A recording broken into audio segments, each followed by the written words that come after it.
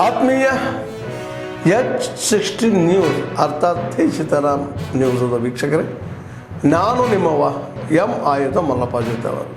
ತಾವು ಈಗ ಸುದ್ದಿಗಳ ಲೋಕಕ್ಕೆ ಎಂಟ್ರಿ ಹೊಡಿತಾ ಇದ್ದೀರಿ.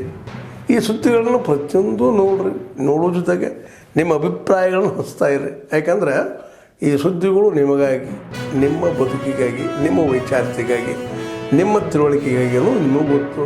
ಜೊತೆಗೆ ನಮಗೂ ನಿಮ್ಮೊಂದಿಗೆ ಇದೊಂದು ಮಾತಾಡುವಂಥ ಜೊತೆಗೆ ಸುದ್ದಿಗಳನ್ನು ಬಿಡುವಂಥ ಕೆಲಸ. ಈ ಕೆಲಸದಲ್ಲಿ ನಾವು ನಿಮ್ಮೊಂದಿಗಿದ್ದೀವಿ ಅಂತ ಹೇಳ್ತಾ ನೋಡ್ತಾ ಇರಿ ಸುದ್ದಿಗಳನ್ನು. ಹೊಸ ವರ್ಷದ ಒಂದು ಕೊಡುಗೆಯಾಗಿ ಮಾನ್ಯ ಪ್ರಧಾನಮಂತ್ರಿಯವರು ಈ ದೇಶಕ್ಕೆ ಒಂದು ಕೊಡುಗೆ ಕೊಟ್ಟಿದ್ದಾರೆ. ಏನಂದರೆ, ಈ ದೇಶದಲ್ಲಿರ್ತಕ್ಕಂಥ ರಾಜ್ಯ ವಿಶ್ವವಿದ್ಯಾಲಯಗಳಿಗೆ ಆ ರಾಜ್ಯ ಸರ್ಕಾರಗಳು ಕುಲಪತಿಗಳನ್ನು ನೇಮಿಸತಕ್ಕಂಥ ಅಧಿಕಾರವನ್ನು ಮೊಟಕುಗೊಳಿಸಿದ್ದಾರೆ. ಎಲ್ಲ ರಾಜ್ಯ ವಿಶ್ವವಿದ್ಯಾಲಯಗಳಿಗೂ ಕೂಡ ಕೇಂದ್ರ ಸರ್ಕಾರನೇ ಕುಲಪತಿಗಳನ್ನು ನೇಮಿಸ್ತದೆ. ಈ ಥರದ ಒಂದು ನಿಯಮಾವಳಿ UGC ನಿಯಮಾವಳಿ ಇದೆ, ಅದರಲ್ಲಿ ವಿಷಯದಲ್ಲಿ ಬರೆದಿದ್ದೀನಿ ನಾನು.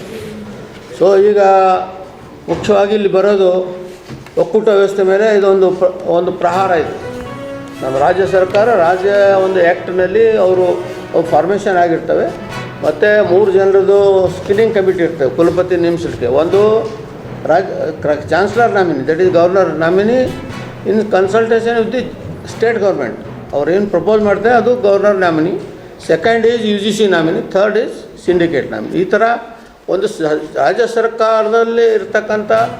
ಸರ್ಕಾರಕ್ಕೆ ಇರ್ತಕ್ಕಂಥ ಅಧಿಕಾರವನ್ನು ಹೇಗೆ ಮೊಟಕುಗೊಳಿಸಿದ್ದಾರೆ ಅಂದರೆ, ಇನ್ನು ಮುಂದೆ ರಾಜ್ಯ ಸರ್ಕಾರದ ಪ್ರತಿನಿಧಿ ಇರೋದಿಲ್ಲ. ಚಾನ್ಸಲರ್ ಸ್ವತಃ ಅವರೇ ನೇಮಿಸ್ತಾರೆ, ಚಾನ್ಸಲರ್ ನಾಮಿನಿ.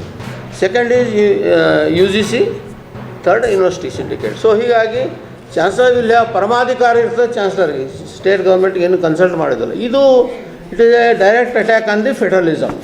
ದೇಶದ ಒಕ್ಕೂಟ ವ್ಯವಸ್ಥೆ ಮೇಲೆ ರಾಜ್ಯ ಸರ್ಕಾರದ ಅಧಿಕಾರಿಗಳನ್ನು ತೆಗೆದುಕೊಳ್ಳೋಕ್ಕಂಥ ಒಂದು ಹುನ್ನಾರ ಇದರ ಹಿಂದಿದೆ. ಹೀಗಾಗಿ ಇವರು ಎಲ್ಲ ರಾಜ್ಯ ವಿಶ್ವವಿದ್ಯಾಲಯಗಳಲ್ಲಿ ಕೂಡ ತಮ್ಮದೇ ಆದ ವೈಸ್ ಚಾನ್ಸಲರ್ಗಳಿಗೆ ತಮಗೆ ಬೇಕಾದವರು, ಯಾರೇ ಇರ್ಬೋದು, ಫ್ಯಾಕ್ಟ್ರಿ ಮ್ಯಾನೇಜರ್ ಕೂಡ ತಂದು ಅಲ್ಲಿ VC ಮಾಡ್ಬೋದು. ಯಾರು RSS ಆಫೀಸ್ನಲ್ಲಿ ಒಳಗೆ ಹೊರಗೆ ಬರ್ತಾರೆ ಪ್ರೊಫೆಸರ್, ಅವರು VC ಆಗ್ಬೋದು.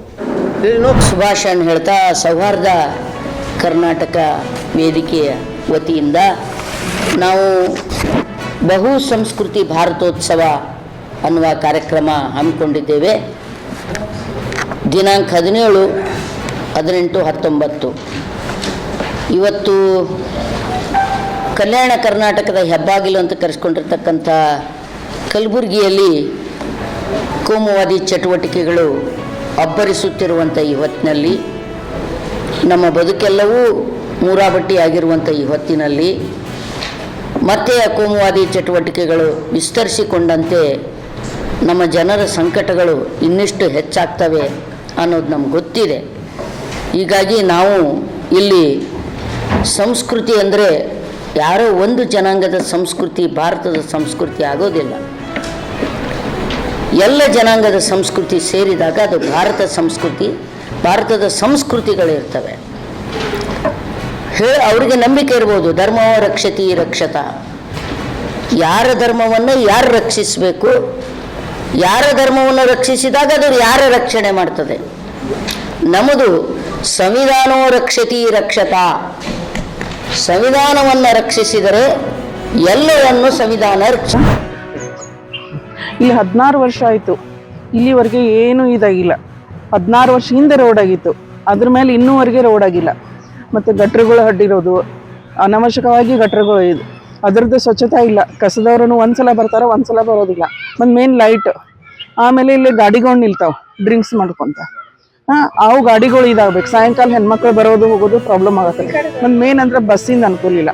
ಬಸ್ಸಿನ ಮೊದಲು ಸಹ್ಯಾದ್ರಿ ನಗರದಿಂದ ಅದ ಬಸ್ಸನ್ನು KL ಸ್ಟಾಪ್ ಆಗಿ ಇಲ್ಲಿ ಹೋಗ್ತಿತ್ತು, ಆ ಬಸ್ ಸ್ಟ್ಯಾಂಡೇ ಕಡಿಗೆ ಬಿಟ್ಟಾರಿ. ಅದು ಬಸ್ ಸ್ಟ್ಯಾಂಡನೇ ಇಲ್ಲಿಗದು. ಅಲ್ಲೊಂದು ಮೇನ್ ಅಲ್ಲೊಂದು ಆಗಬೇಕು, KL ಹತ್ರ ಒಂದು ಸ್ಟಾಪ್ ಆಗಬೇಕು, ಸ್ಕೂಲ್ ಹತ್ರ ಒಂದು, ಸಹ್ಯಾದ್ರಿ ನಗರ ಹತ್ರ ಒಂದು ಸ್ಟಾಪ್ ಆಗ್ಬೇಕು. ಮತ್ತು ಮೇನ್ ಹಿಂಡಲ್ಗಾದಿಂದ ಬಿಡ್ಬೇಕು ಬಸ್. ಹಿಂಡಲ್ಗಾದಿಂದ ಬಿಟ್ರೆ ಆ ಕಡೆಯಿಂದ ಬರೋರ್ಗೂ ಅನುಕೂಲ ಆಗ್ತದೆ, ಇಲ್ಲೇ ಶಾರ್ಟ್ಕಟ್ ಆಗ್ತದೆ. ಮತ್ತು ಮೇನ್ KL ಸ್ಕೂಲ್ ಬಿಟ್ಟ ಮೇಲೆ ಹೋಗಕ್ಕೆ ನಮ್ಗೆ ದಾರಿನೇ ಇರಂಗಿಲ್ಲ. ಅಲ್ಲಿ 3 ಗಂಟೆಗೆ ನೋಡ್ಬೇಕು ನೀವು, ಸ್ಕೂಲ್ ಬಿಟ್ಟ ಮೇಲೆ ದಾಟಕ್ಕೆ ದಾರಿನೇ ಇರಂಗಿಲ್ಲ. ಆದ್ರೆ ಅದು ಒಂದು ರೋಡ್ ಆಗಲ್ಲ ಆಯ್ತಂದ್ರೆ ಯಾವುದೂ ಪ್ರಾಬ್ಲಮ್ ಇಲ್ಲ.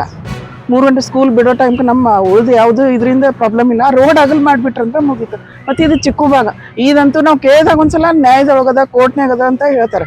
ಅದು ರೋಡ್ ಬಂದು ಇಲ್ಲಿಗೆ ಬಂದಿದೆ. ಈಗ ನಿಜವಾಗ್ಲಿ ರೋಡ್ ಅಲ್ಲಿಗದ, ಅದು ಅಲ್ಲಿ ತಂತಿ ಬೇಲಿ ಹಾಕ್ಯಾರ.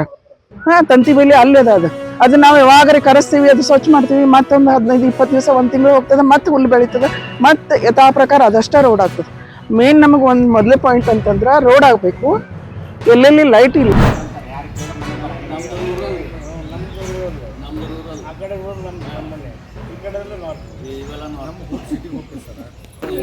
ಇಲೆಕ್ಷನ್ದಾಗ ಏನು ಬರ್ತದೆ ಸರ್, ಅರ್ಧ ಗ್ರಾಮೀಣ ಬರ್ತದೆ, ಅರ್ಧ ಸಿಟಿ ಬರ್ತದೆ.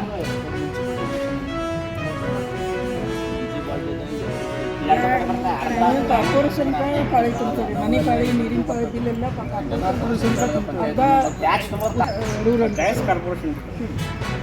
ಸರ್ ಎಲ್ಲ ಬುಡ ಅಲಾಟ್ಮೆಂಟ್ ಎಲ್ಲ ಕಾರ್ಪೊರೇಷನ್ಗೆ ಕನ್ಸರ್ನ್ ರೋಡ್ ಆಗಬೇಕು. ಮೇನ್ ಅಪ್ರೋಚ್ ರೋಡ ಇದು ರೋಡ್ ಇದು ರೋಡ್ ಆಗಬೇಕು. ಗಾದಿ ಎಲ್ಲ ತರಕಾರಿ ಇಲ್ಲ, ಇದಂತೂ ನಮಗೆ ಸಂಬಂಧ ಇಲ್ಲ. ಮತ್ತು ರಾತ್ರಿ ಹೋದ್ರೆ ಗಾಡಿಗಳು ನಿಲ್ತಾವೆ, ನಮ್ಮ ಗಾಡಿ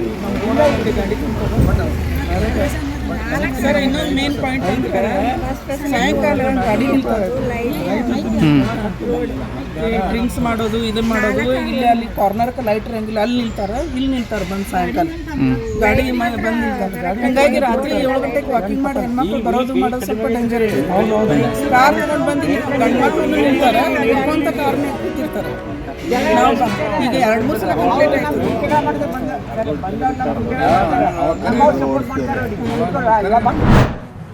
ಆದ್ಮೇಲೆ ಎಲ್ಲ ಸುದ್ದಿಗಳನ್ನು ನೋಡಿದ್ರಲ್ಲ, ಏನು ಅನಿಸ್ತು ನಿಮಗೆ? ಇದರಲ್ಲೇ ನಿಮ್ಗೆ ಲೈಕ್ ಆಗಿರ್ಬೋದು, ಡಿಸ್ಲೈಕು ಆಗಿರ್ಬೋದು, ಕಾಮೆಂಟ್ ಬೇಡಪ್ಪ ಅಂತೂ ಅನಿಸಿರ್ಬೋದು, ಕಾಮೆಂಟ್ ಮಾಡಬೇಕಪ್ಪ ಅನಿಸಿರ್ಬೋದು, ಶೇರ್ ಮಾಡಬಾರ್ದಪ್ಪ ಅನಿಸಿರ್ಬೋದು, ಮಾಡಬೇಕು ಅನಿಸಿರ್ಬೋದು. ಏನಾದರೂ ಆಗಲಿ ಶೇರ್ ಮಾಡ್ತಾಯಿರಿ, ಈ ನ್ಯೂಸ್ಗಳನ್ನ ಹಂಚ್ತಾ ಇರಿ, ಜೊತೆಗೆ ಇದಕ್ಕೆ ಸಬ್ಸ್ಕ್ರೈಬ್ ಆಗ್ತಾಯಿರಿ ಅಂತ ಹೇಳ್ತಾ H16 ನ್ಯೂಸ್ ಅರ್ಥಾತ್ ಹೇ ಸೀತಾರಾಮ್, ಇದು ಸತ್ಯದ ಕೈಗೆ ನಡಿ. ವಂದನೆಗಳು.